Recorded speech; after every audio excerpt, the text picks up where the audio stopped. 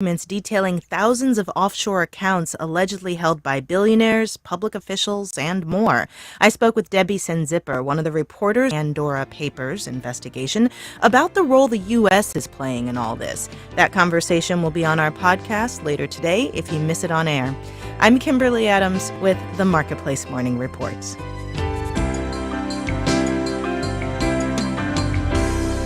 From APM, American Public Media.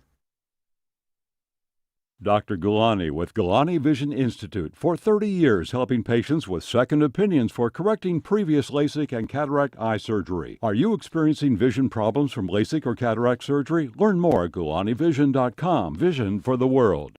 Wayne Hogan of the Terrell Hogan Law Firm. I'm Wayne Hogan. It's the #1 killer of teens. One text or call can wreck it all. Let's put an end to distracted driving. Learn more at WayneHogan.law. Baptist Health is a proud sponsor of First Coast Connect with Melissa Ross.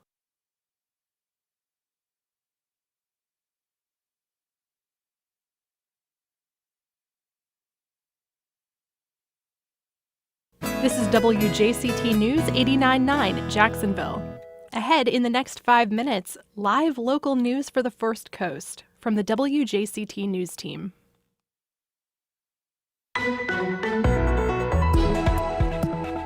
Could there soon be a pill to treat COVID-19? I'm Melissa Ross, and just ahead this hour on First Coast Connect, the latest on new research to combat coronavirus. Then later, domestic violence happens 24 hours, 7 days a week. I really hope that people will take an opportunity in October to learn more about Betty Griffin Center, all of our services, and really learn about the dynamics of domestic violence. Marking Domestic Violence Awareness Month with the Betty Griffin Center. Plus, Jags coach Urban Meyer trends on social media for all the wrong reasons. That and more just ahead.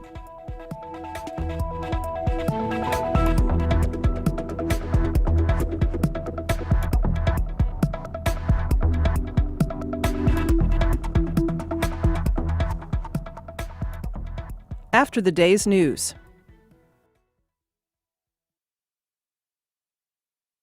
Live from NPR News in Washington, I'm Corva Coleman. The U.S. Supreme Court opens a new term today with a menu of huge social issues. Only Justice Brett Kavanaugh will not be there. The Supreme Court says he tested positive for the coronavirus but is not showing symptoms. He will join the court by phone. NPR's Nina Totenberg reports. Among the issues on the docket are abortion, gun rights, aid to parochial schools, and potentially affirmative action. All the justices have been inoculated, and the courtroom will be closed to the public with the exception of a limited number of reporters, court staff, and the lawyers arguing the cases. Audio of the argument will be available on the court's website. Now that the justices will be together, they'll return to their usual free-for-all style of questioning with an unspecified period at the end to allow questions in order of seniority. Nobody knows how much this will elongate the usually rigid time set for argument. As one court wag put it, it's a work in progress. Nina Totenberg, NPR News, Washington. President Biden's top trade official is outlining the president's approach to trade with China. This comes after months of an internal review by the Biden administration and mounting frustration from U.S. companies looking for clarity. NPR's Asma Khalid reports. The White House insists its trade vision is a departure from former President Donald Trump. Biden officials say they are working methodically and in coordination with allies around the world, whereas their predecessor, they say, acted chaotically and isolated friends.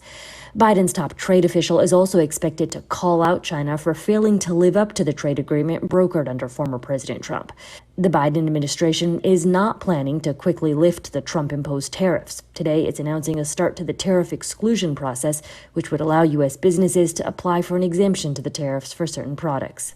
Asma Khalid, NPR News. The Coast Guard is leading efforts to contain a massive oil spill in the ocean off the coast of Southern California.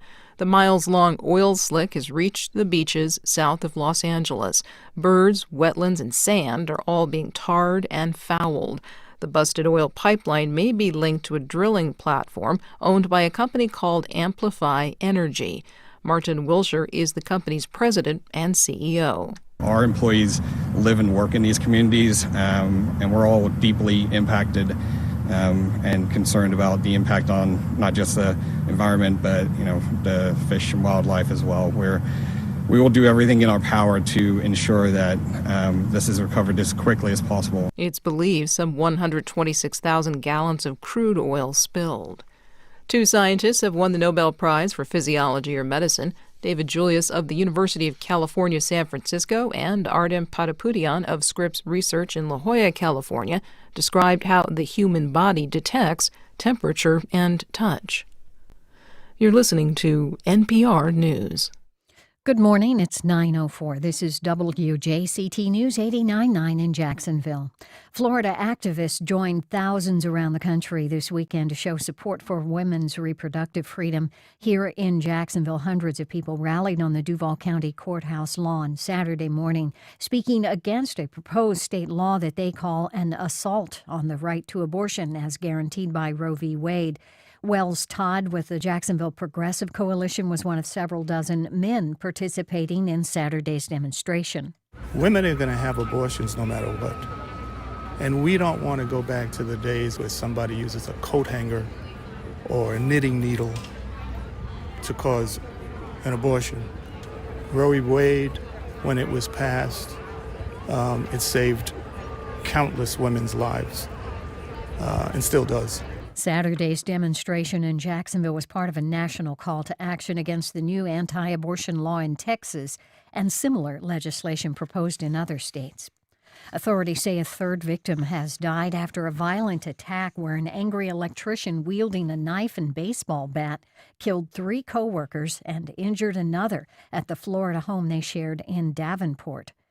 Polk County Sheriff's officials say electrician Sean Runyon punched his supervisor Friday and then returned Saturday, where he was living with his co-workers. The sheriff said Runyon confessed to beating one man to death while he slept and killing another on the front porch. A third victim suffered critical injuries and later died. Right now it's 75 degrees in Jacksonville. Support for NPR comes from NPR stations. Other contributors include Zoom, used by 500,000 businesses. With a single platform for video, phone, chat, and conference rooms, Zoom enables real-time collaboration no matter where teams are located. Zoom, how the world connects.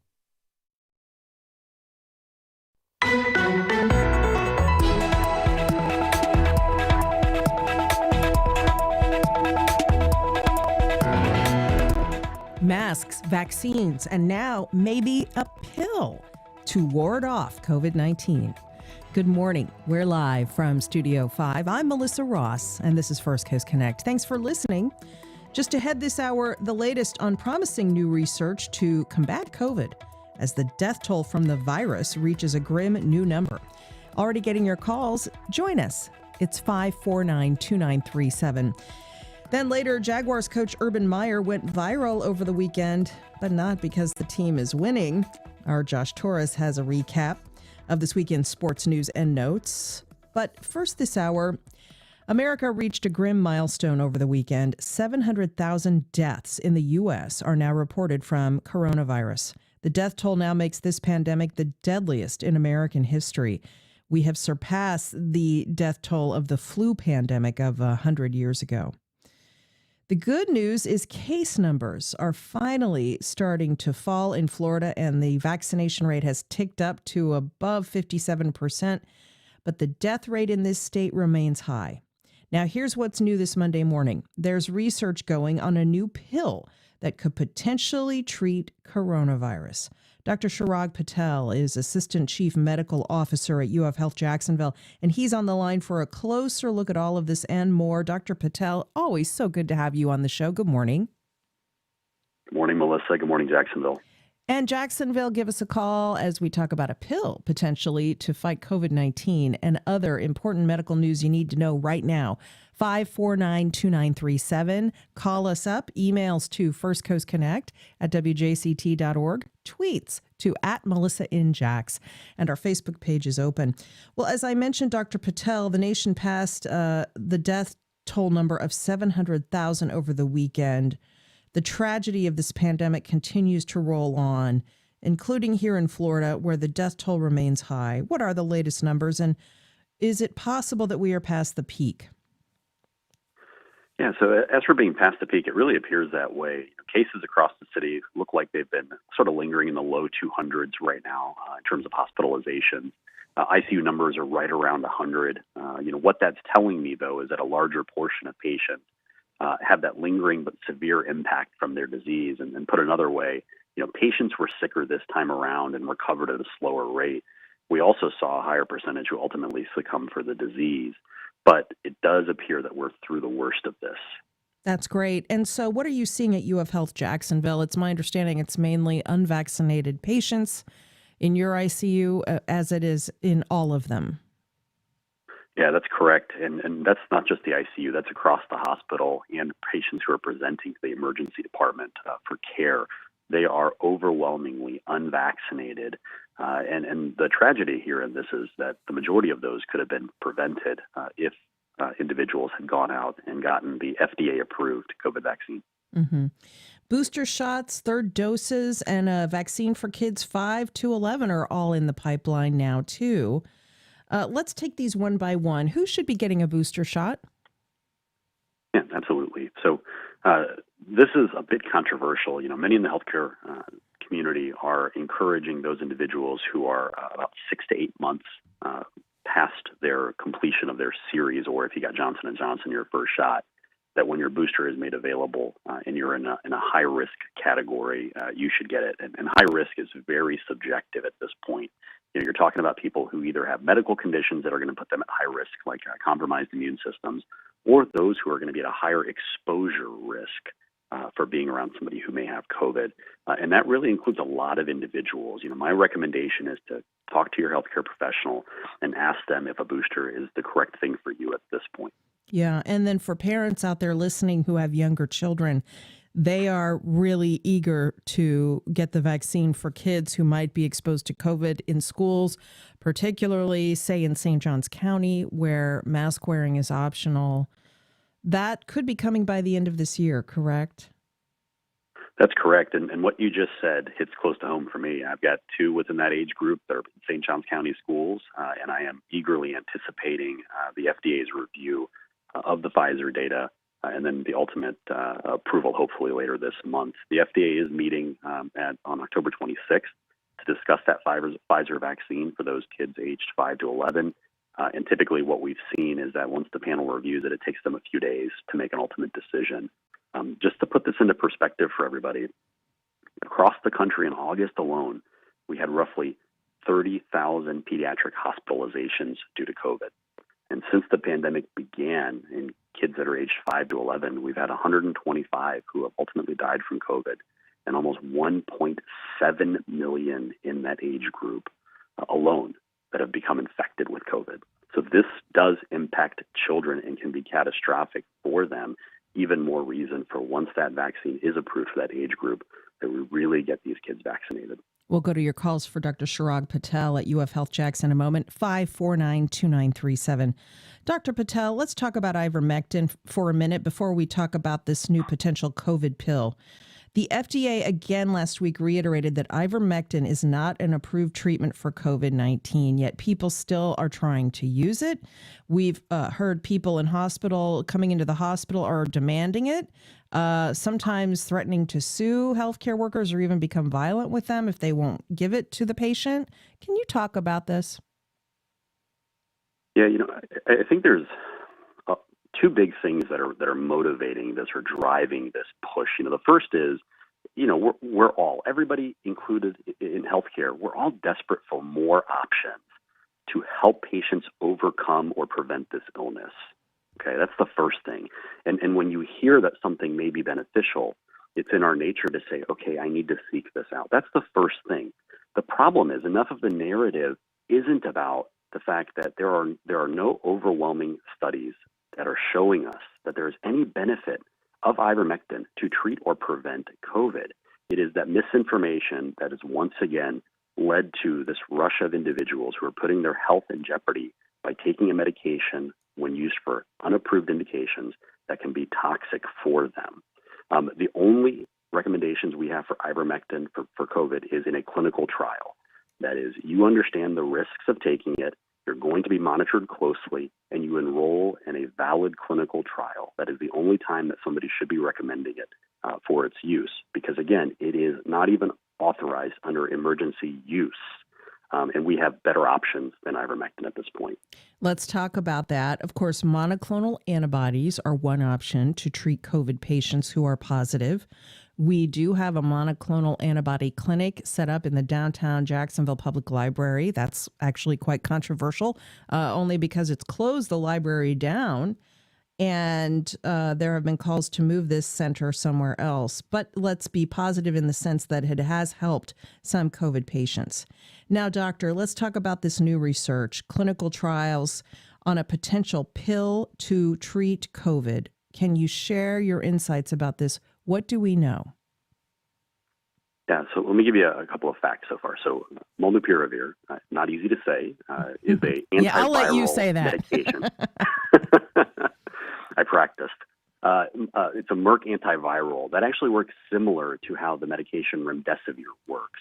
And it's really ingenious science. So it introduces some RNA building blocks into that COVID virus. And then it causes the COVID virus to develop mutations, which keep it from replicating further. So it's directly attacking the COVID virus and tricking it into stopping it from doubling and tripling, et cetera. We know that the data isn't yet peer-reviewed, but an independent safety board monitors clinical trials like this, and they actually had Merck stop the trial early because the data was so promising. What it found was that in unvaccinated patients with mild to moderate COVID illness that were in the first 5 days of their symptoms, compared to placebo, reduced hospitalizations from 14% to 7%. It also showed that it was effective against the Delta, Gamma, and Mu variants. Something that I think is really exciting is that the side effects were comparable to that of the placebo group. So those individuals who didn't actually get the medication had similar side effects to the medication itself, which tells me that it should be fairly well tolerated. But it's important to note that it's not authorized yet, and Merck still hasn't applied yet, but they're going to as soon as they can. I think that what they're waiting on is peer review of the data to make sure that it's very clean before they submit it. Something else to consider for those who are needle averse is that it's a pill. You'll take it twice a day for 5 days. There is the disadvantage, of course. People have to adhere to taking 2 pills in a day for 5 straight days for it to be effective versus one treatment of a monoclonal antibody. But again, the monoclonal antibody involves a needle. That being said, you still are going to get much more protection from being hospitalized from COVID if you prevent it in the first place. And so no one should base a decision whether to get a vaccine or not because they think that we have this brand new silver bullet remedy to treat COVID. That is not what molnupiravir is. Yeah. Are you concerned at all that people might hear that and think, well, if I get COVID, I'll just take the pill? Yeah. Yeah, absolutely. We had this concern with monoclonal antibody, and that's why, we continue to stress that the vaccine is the best remedy for preventing COVID, because once you get it, even if you're asymptomatic, we don't know what the long-term effect of COVID is going to be fully in our bodies. 5 years, 10 years from now, when we're able to scan individuals and do lung function tests, we'll see what the fallout really is of this disease. It's better you don't get it in the first place. Again, we all in healthcare and everybody around the world, we're desperate for more options for individuals to treat this illness. And I hope the data is as good as it seems and can be authorized for use, but I really ask everybody to stay patient while it's properly vetted. Right. Here's a tweet from a listener, Deb. She is on Twitter as RN with a Mission, registered nurse. She says, the pill is like what Tamiflu is to the flu. It's so effective that the clinical trials were halted because it would have been unethical to continue offering a placebo. Really exciting news. Is that true? Yeah, absolutely. When Tamiflu first came out, we viewed it as, because it was really the only option for treatment, we really viewed it as this breakthrough medication. What's important to note is that over time, as influenza has mutated, the effectiveness of the Tamiflu has gone down a bit. And that goes back to if we can actually achieve herd immunity and stop COVID from spreading from individual to individual where it can mutate, we can get rid of it. Eventually a medication like molnupiravir will lose some of its effectiveness if COVID continues to mutate. Mm. All right, folks, have you been vaccinated? Are you still holding back? What are your questions about a new Merck antiviral pill that could eventually be approved to treat patients positive for COVID-19? Give us a call as we speak with Dr. Chirag Patel, Assistant Chief Medical Officer at UF Health Jacksonville. The good news is he thinks we might be past the peak here in our area from the virus. Call us up, folks, 549-2937. Susan in Mandarin. Hi, Susan. Good morning. Science is awesome. Everything. Yes, science is awesome. I agree. Yeah. I don't know why people are suspicious of science. When they learn new things, scientists change their mind. It's just really awesome. But my question is, so I went to a book group yesterday. We made reservations to sit outside. Some of us are over 65. The rule for the book group was everybody had to be vaccinated. But then the waiter came up, and one of the people who's over 65 and, on the, wanting to keep his exposure low risk, asked the waiter if he was vaccinated. The waiter said no, and the waiter was also not wearing a mask. But we were sitting outside. We were near a fan. What was our level of risk by doing that? Thank you. Mm-hmm. Thank you. Yeah, that's a great question because a lot of people have that question, Dr. Patel. I agree. That is a great question. And Susan, you're great as well. Don't let anybody tell you otherwise. So that's a really important point. What does that air circulation do for dissipating respiratory droplets? And obviously, it's frustrating, for those who are taking all the precautions to keep themselves safe, who want to try to get back to that normal way of life, who then have an experience like that. It can be definitely frustrating. But to answer your question, you're really well protected as long as there is good air circulation. I know there was a nice breeze yesterday around our region, and being outdoors is the smart thing to do because we can't determine when someone is or isn't protected. The fact that an individual answered is great. Obviously, it's not the answer you're looking for, but you just never know who is vaccinated and who is not. The best thing to do is to protect yourself, and I think you're doing all the right things. Here's a tweet from another listener. This is great news, but to be clear, this is for treating COVID once you've caught it. It's not a substitute for vaccines, which prevent COVID, and that is always preferable. Let's talk about vaccination rates, Dr. Patel. I think statewide, 57% of Floridians are now vaccinated. We're not at that elusive goal of 70%, which would give us herd immunity. But finally, as news of the Delta variant's deadliness has soaked through to people, more people are finally getting vaccinated. How do you see the campaign to vaccinate going, and how far off do you think we still are? Yeah, I had a lot of hope in July and August when we were seeing people line up to get their shots. I had hoped that we would be able to sustain that and we wouldn't see a sudden drop-off. Unfortunately, that is what we saw really towards the back half of this surge.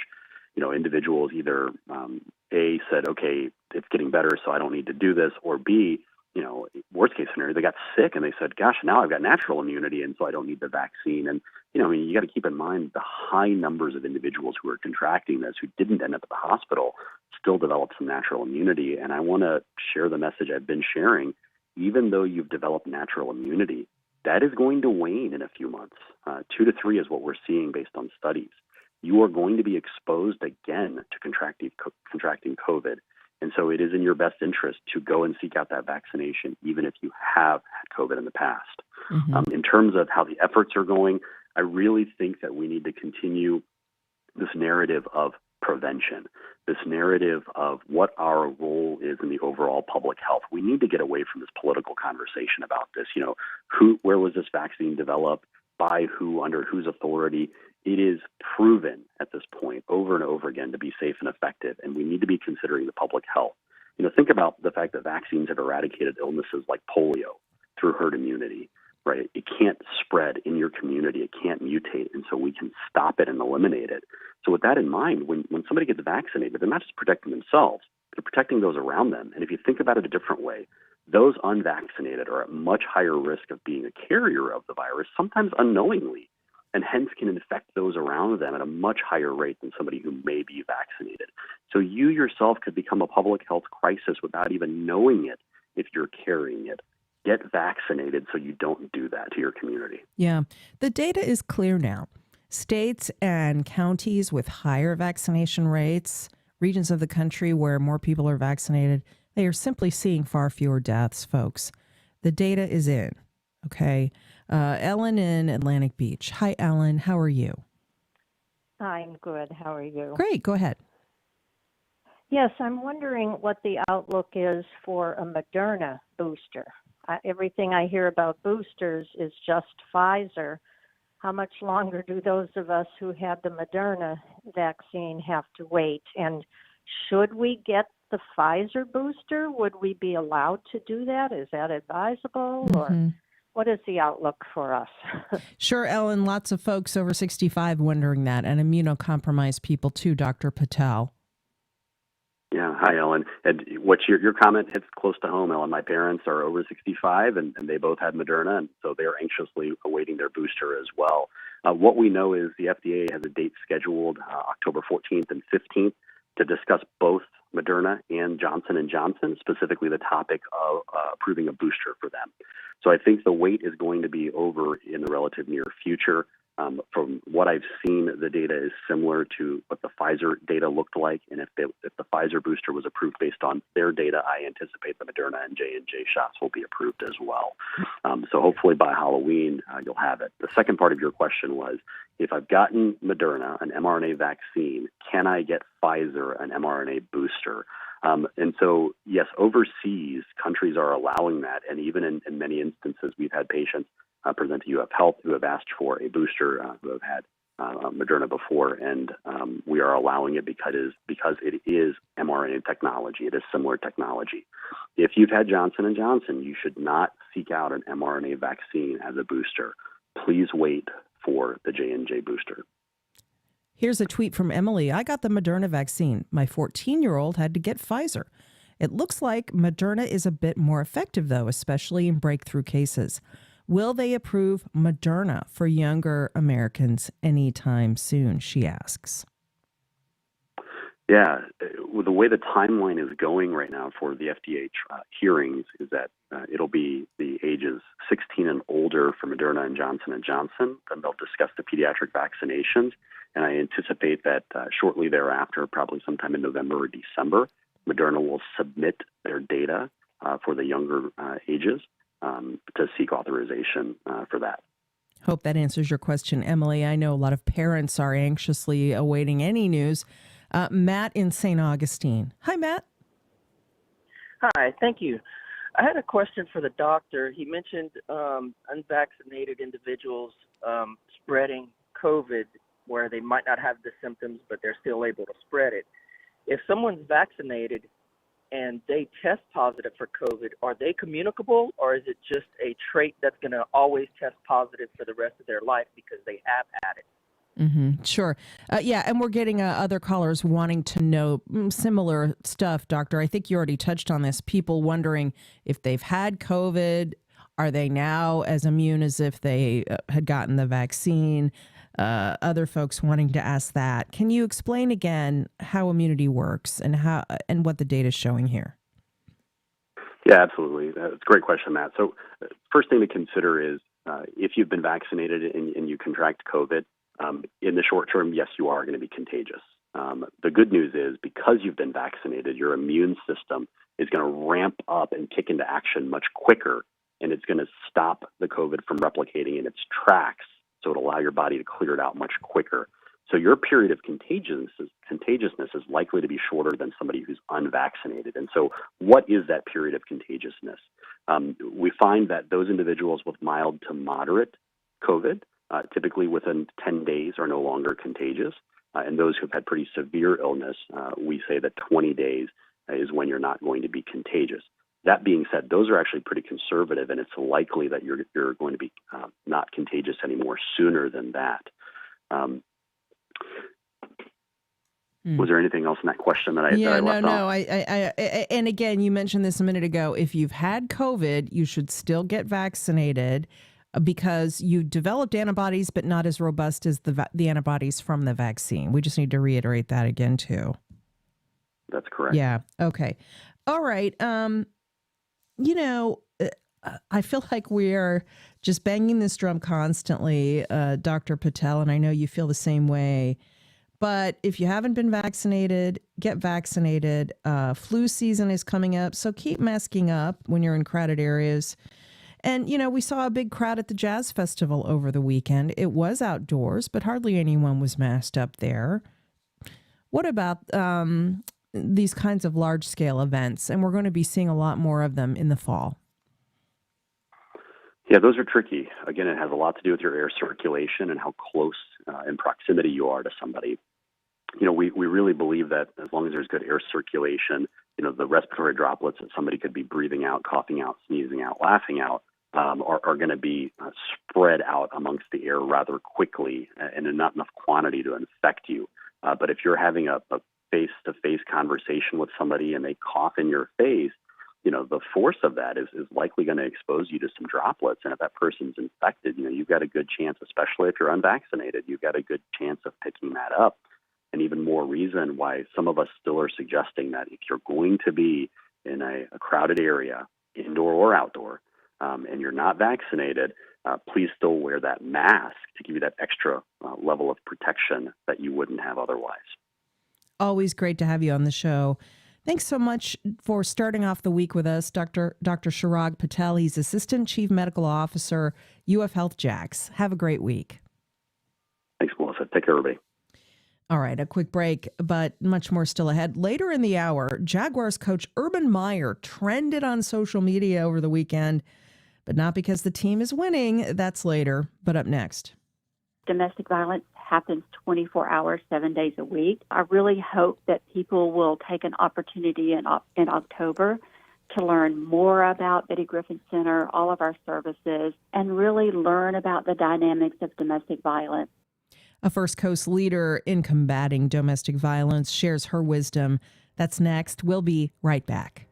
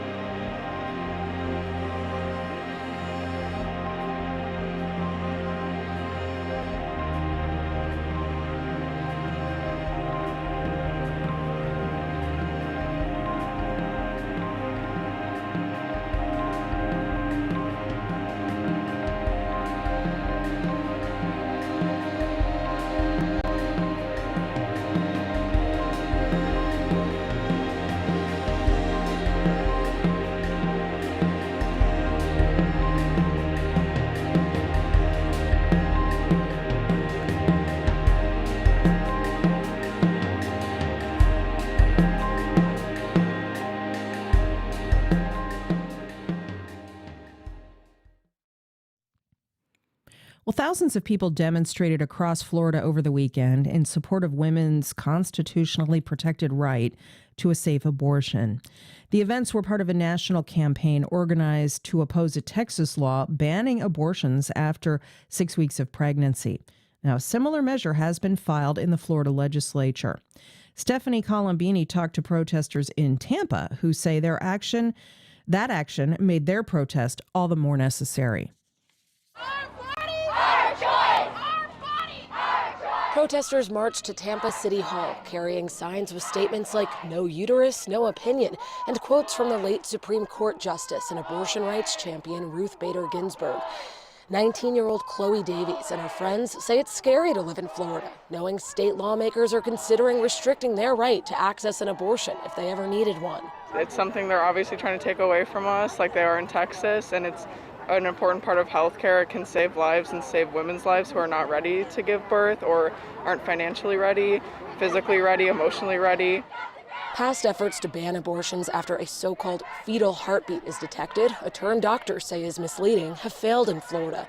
But 75-year-old Jane Strom says she's concerned this time's different. And it has the political will to make more headway, and I can't allow myself to say that it might succeed because it's my worst nightmare. I now have children and grandchildren, and this affects my grandchildren. I hope they never need an abortion, but it should be an option for them. And this isn't just a women's issue. Trans and non-binary attendees stressed conversations about abortion rights need to be inclusive of all people who can become pregnant. Activists say they'll continue fighting at demonstrations and the ballot box to oppose abortion restrictions in Florida. I'm Stephanie Colombini in Tampa.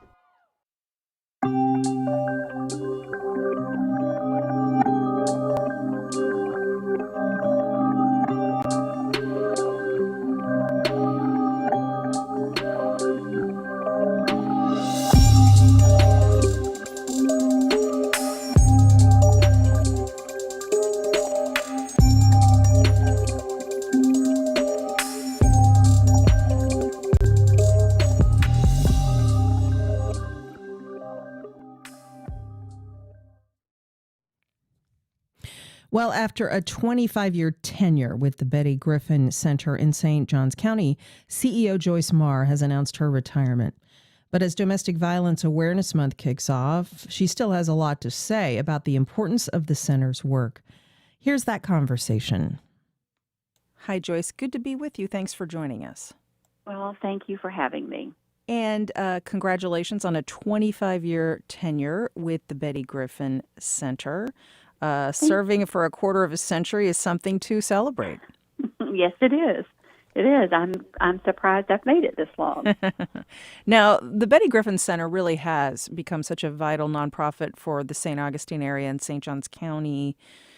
As you step down, can you talk about its importance, particularly as we look ahead to Domestic Violence Awareness Month? So, October is Domestic Violence Awareness Month, but domestic violence happens 24 hours, 7 days a week. So, I really hope that people will take an opportunity in October to learn more about Betty Griffin Center, all of our services, and really learn about the dynamics of domestic violence so that they can help their family, friends, and neighbors, if they ever find themselves in that situation. You've seen an increase in the need for services at Betty Griffin as St. Johns County has grown. Is that right? That is correct. And according to the census, St. Johns County has grown 43% over the past 10 years. So when you look at 1 in 4 women may be involved in domestic violence or physically abused or emotionally abused sometime during their lifetime, we can see and anticipate a real need for our services in the future. Sure. You've also worked to break the cycle of domestic abuse and sexual assault by teaching kids at the high school level to try to break these cycles of abuse. Tell us about that. So actually, prevention has really been one of my main focuses over the 25 years, because early on, I really learned that, we have to educate our youth in order to break the cycle. And so we have community educators going into, middle schools, into high schools, and we're really talking about, what a healthy relationship looks like. We're talking about the signs to look for.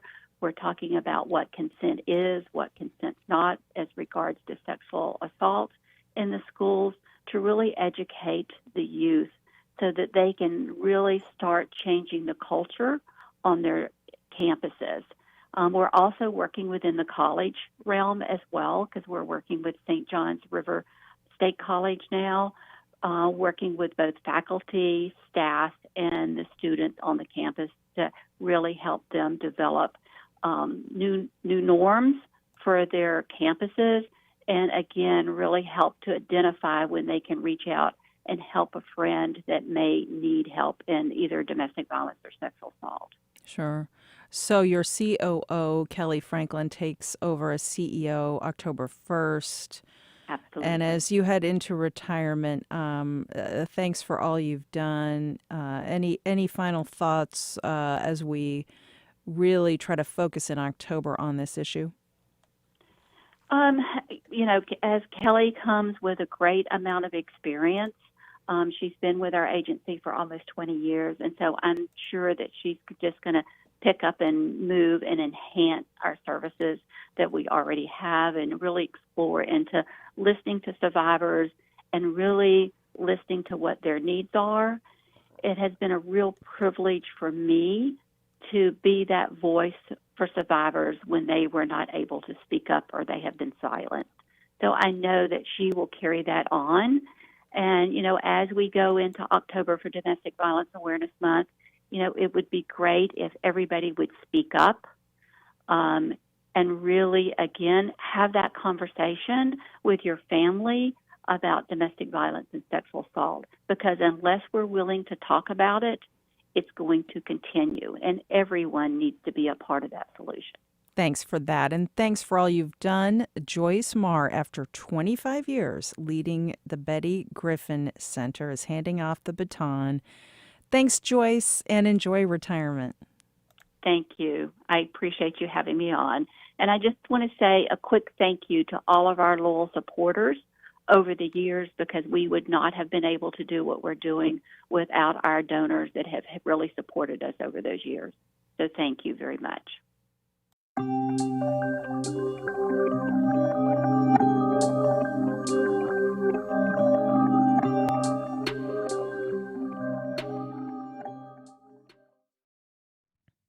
Well, TruLieve, the state's largest medical marijuana operator, is now the nation's biggest cannabis seller.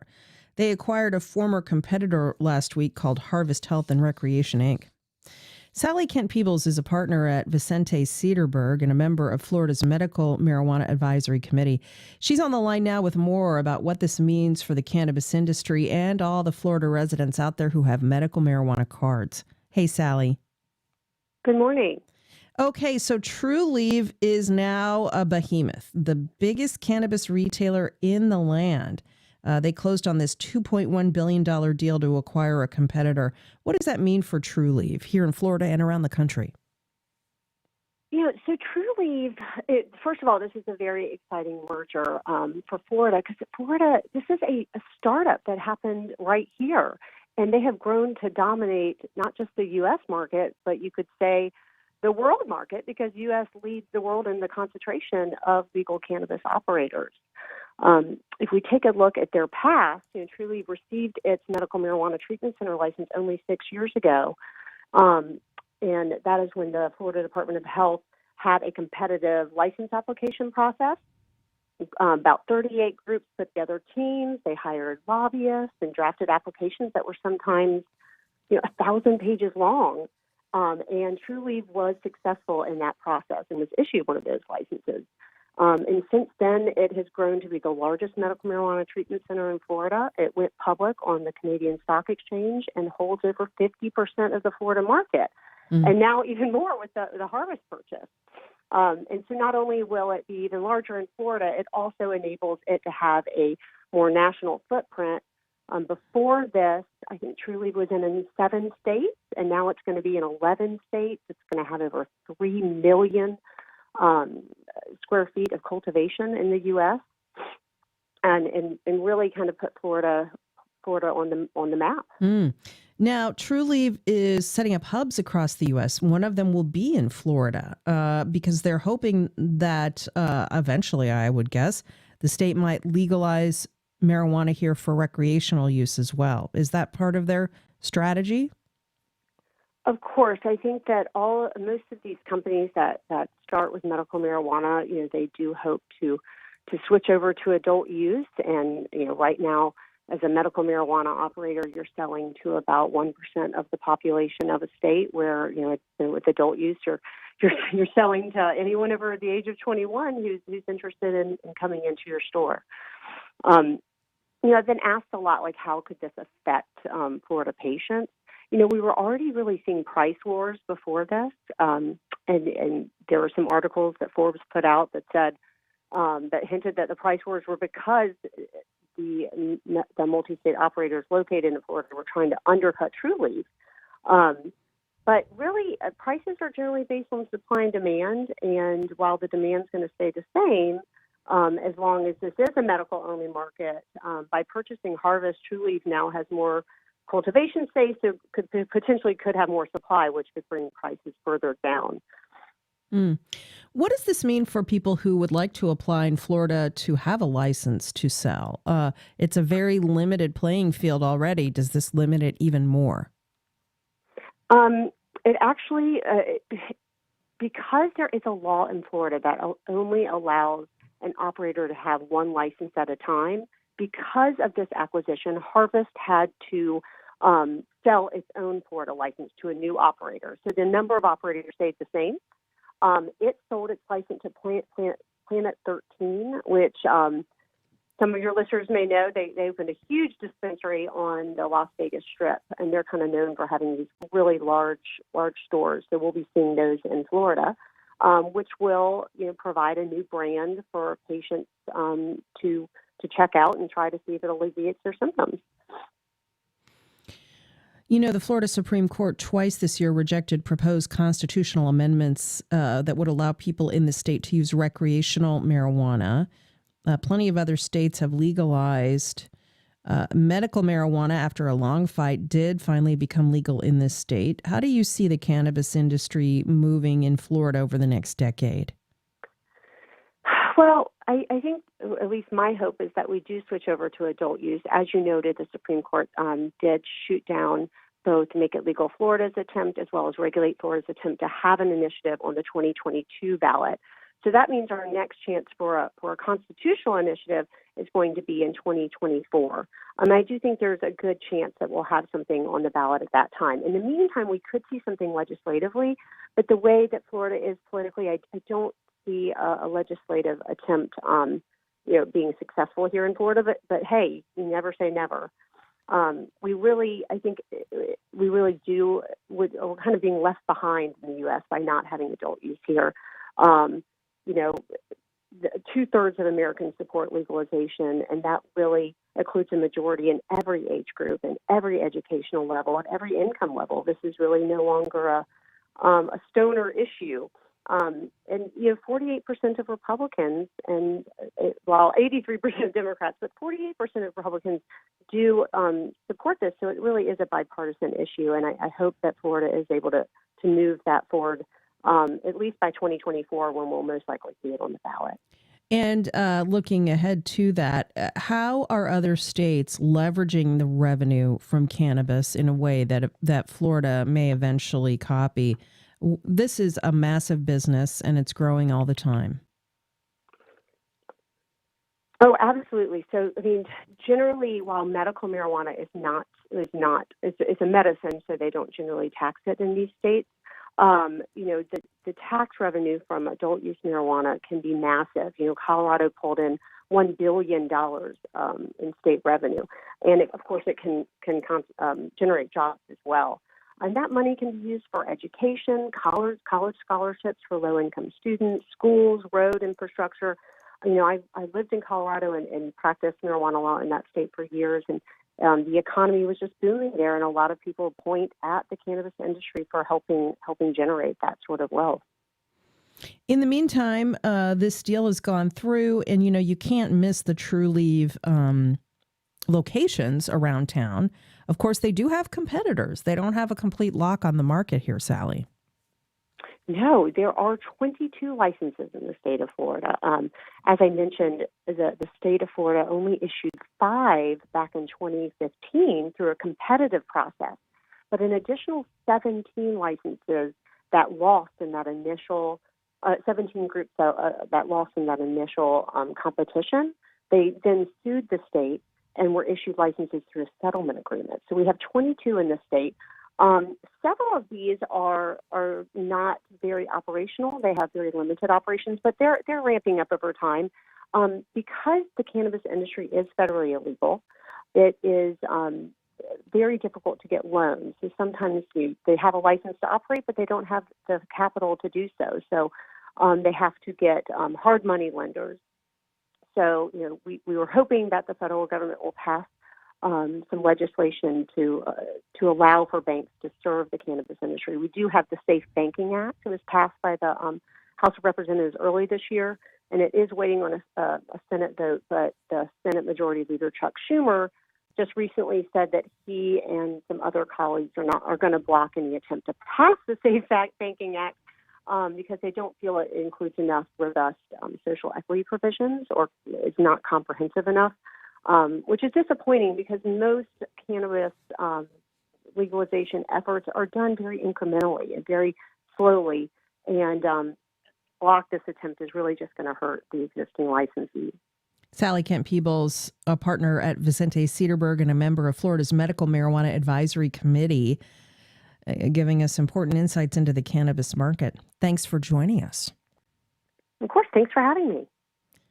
In a moment, the latest on the Jaguars as coach Urban Meyer goes viral on social media, but for all the wrong reasons. Josh Torres with some sports news right after this.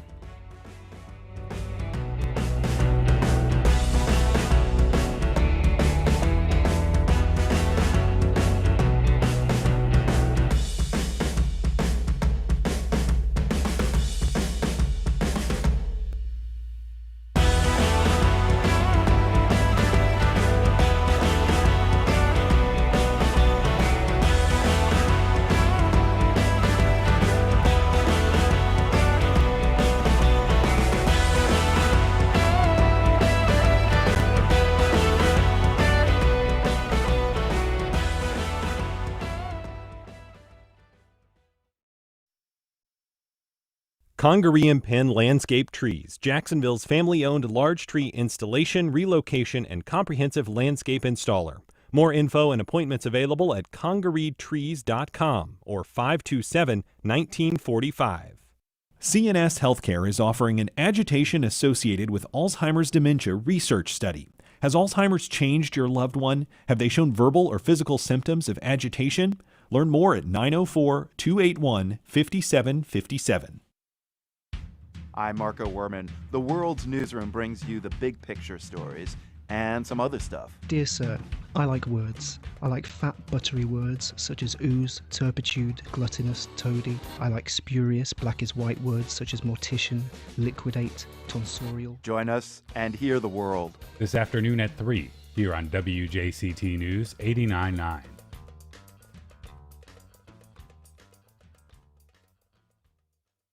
On the next Fresh Air, we talk about film noir, movies about doomed characters, sexual heat, crimes, and double crosses, often filmed in shadows as dark as the stories. Our guest will be Eddie Muller, host of the Turner Classic Movie Show Noir Alley and author of Dark City, The Lost World of Film Noir. Join us. Today at noon on WJCT News 89.9.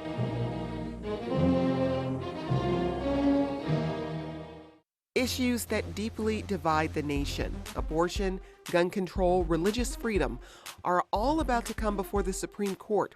The court convenes at a time when polls suggest a record number of Americans see the justices as political partisans, not masters of jurisprudence. Your questions about what's ahead for the Supreme Court next time on 1A. Today, starting at 10 on WJCT News 89.9. Welcome back. Well, Jaguars coach Urban Meyer trended on social media over the weekend, but not because of the team's performance. Director Josh Torres is here to tell us more. Hey, Josh. Hey there, Melissa. Okay, so there was this video of Urban Meyer up in Ohio. Let's talk about it. Yes, we'll get really quickly into this. A video circulated on Saturday night that appeared to show Urban Meyer at a bar in Ohio with a woman. Let's just call it dancing on him. And so far the team has not made any comments. They actually released a comment yesterday to Ben Becker that they would have no comment. But today at 11 a.m., Meyer is scheduled to speak with the media. So my guess is he is going to be answering some very awkward questions today. We don't really know a whole lot more other than that, but the team was actually just in Ohio in Cincinnati to take on the Bengals Thursday night. So I guess we'll kind of get into that. The Jags started off last week by trading their former first-round pick C.J. Henderson to the Carolina Panthers. C.J. just really never turned into the star player they were hoping to anchor the defense that they were hoping he would. They got tight end Dan Arnold and a third-round pick in exchange for Henderson, while also sending a fifth-round pick back to Carolina. So Henderson gets a fresh start over in Carolina, and the Jags get a brand-new tight end. And on Thursday night, they were looking to finally end that 18-game regular season losing streak and defeat the Cincinnati Bengals on national TV. This team was different. My goodness, this team actually looked like they were really going to pull it off. They were up 14-0 early on. They were almost up 21-0 going into halftime. The thing I really liked was they were really running the ball. James Robinson, a guy who I think if you talk to any Jags fan will tell you is not getting enough touches with the ball, was showing why he needs more touches. Throughout the night, he had 2 rushing touchdowns. Trevor Lawrence also had his own rushing touchdown. They went out into the second half. Bengals scored early to make it 14-7, but then James Robinson scored his second touchdown of the night, making it 21-7. But the defense absolutely collapsed. The Bengals had 4 possessions during the entire second half and scored on all 4 possessions. They tied it up 21-21 going in late into the game, and then they stormed down the field at the end of the game to win 24-21 off of a last-second field goal to hand the Jags their 19th straight regular season loss.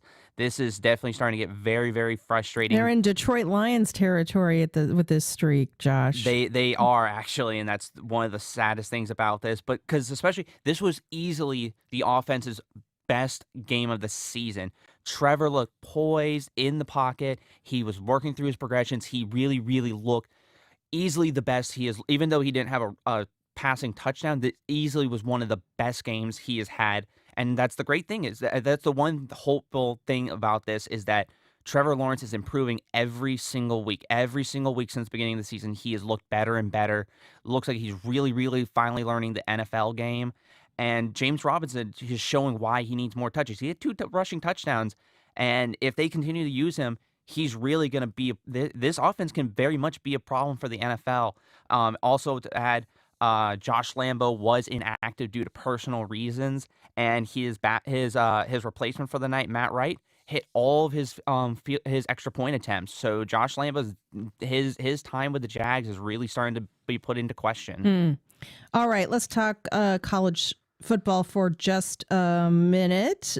Georgia continuing on their undefeated season over the weekend. Oh, yes, they are. That defense is looking scarier and scarier every single week. They took on the 8th-ranked Arkansas Razorbacks and beat them 37-0. It's their second shutout in 2 weekends. They also racked up 273 rushing yards during the game. And the defense held Arkansas to only 162 total yards of offense during the game. So definitely look for them to continue this streak. We also want to talk about Florida. They traveled to Lexington to take on Kentucky, and this one went the total distance.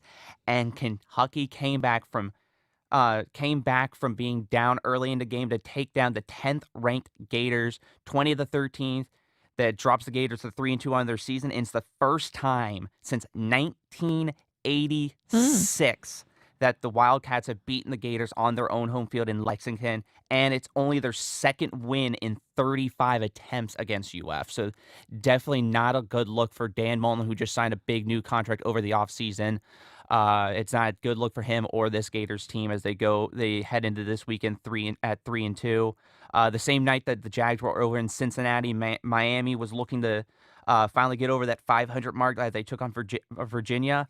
But it was not their night, and they lost 30-28 after their last-second field goal attempt donked off the upright and missed, and so that drops them down to 2-3.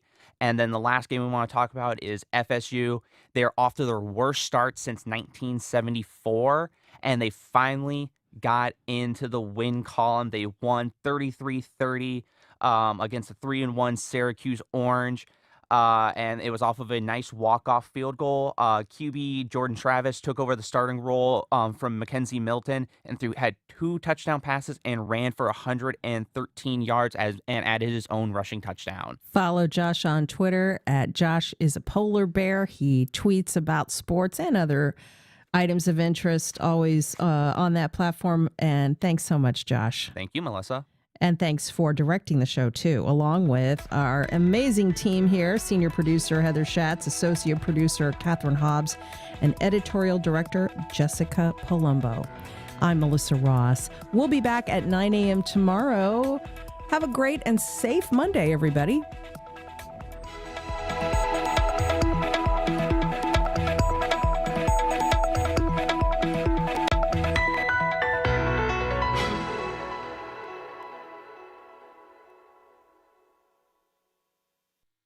Support for First Coast Connect is provided by Baptist Health and the North Florida TPO. Baptist Health